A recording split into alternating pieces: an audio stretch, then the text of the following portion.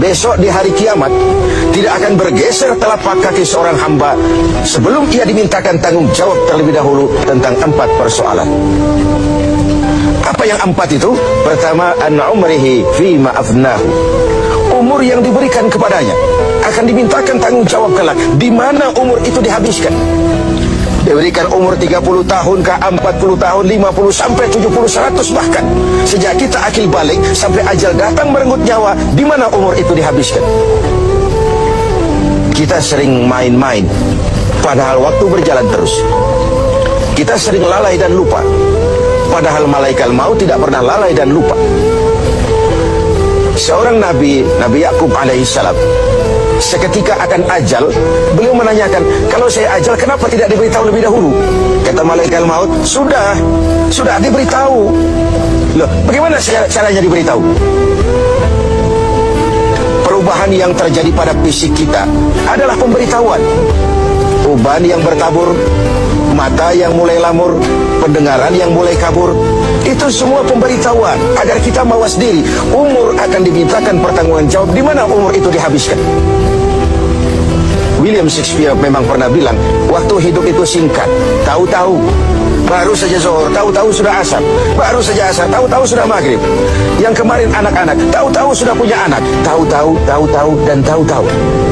The time of life is short, kata Shakespeare. Waktu hidup itu singkat betul. Namun waktu yang singkat akan terasa ada manfaatnya kalau kita bisa memanfaatkannya dengan yang sebaik-baiknya. Apalah umur panjang kalau cuma untuk menimbun dosa dan kesalahan. Lebih baik umur yang panjang tapi untuk mengkoleksi berbagai kebajikan.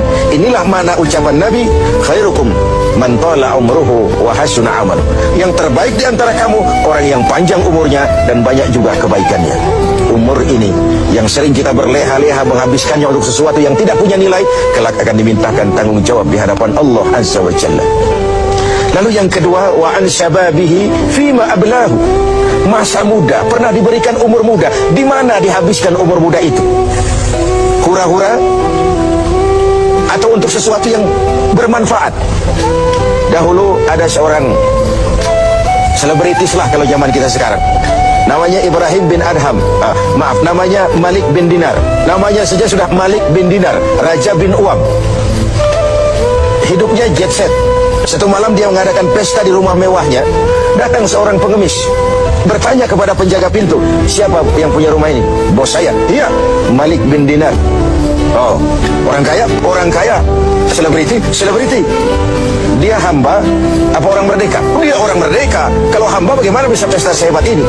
Orang tua itu senyum lalu bilang, sampaikan kepada bosmu Malik bin Dinar, dia memang orang merdeka. Kalau dia hamba bukan seperti ini pekerjaannya. Dia orang merdeka, dilarang tidak terlarang, dicegah pun tidak tercegah. Merdeka dia memperturutkan hawa nafsunya. Kalau dia hamba Allah, bukan begini pekerjaannya.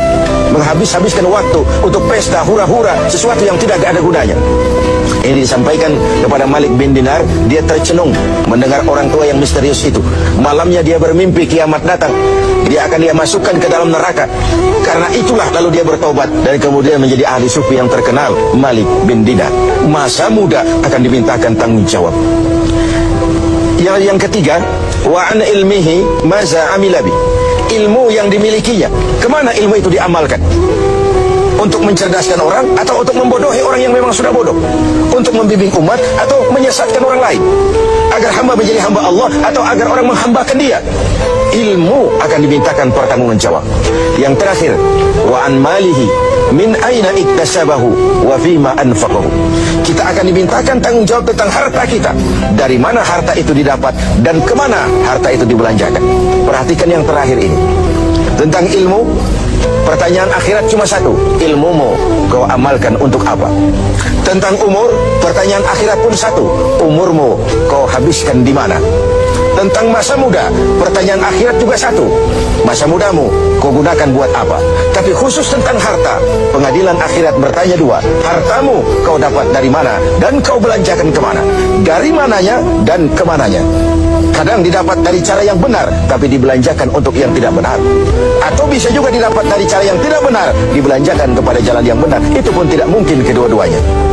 pemirsa TV7 yang berbahagia, mudah-mudahan kita tidak bernasib seperti orang tua pengusaha di awal pertemuan kita ini. Semoga kita menjadi orang yang bisa mempertanggungjawabkan baik umur, masa muda, ilmu pengetahuan, dan harta yang dititipkan Allah kepada kita. Tidak satupun yang akan luput dari pengadilan akhirat.